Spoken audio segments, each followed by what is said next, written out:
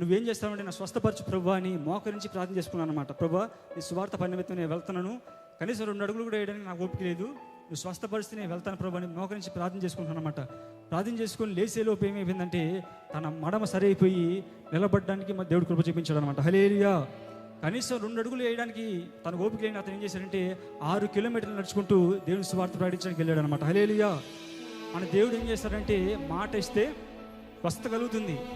డాక్టర్లు చెప్తారు ఇన్ని కోర్సు వాడితేనే నీకు స్వస్థత, ఇన్ని ట్యాబ్లెట్లు వాడితేనే నీకు స్వస్థత, ఇన్ని మెడిసిన్ వాడితేనే నీకు స్వస్థత అంటారు. కానీ మా దేవుడు ఇన్ని సందర్భాలను బట్టి లేకపోతే టైమింగ్స్ బట్టి మన దేవుడు స్వస్థపరిచేవాడు కాదు, కానీ ఆయన మాట విడుదలవుతూనే మనకు స్వస్థత కలుగుతుంది అనమాట. హల్లెలూయా.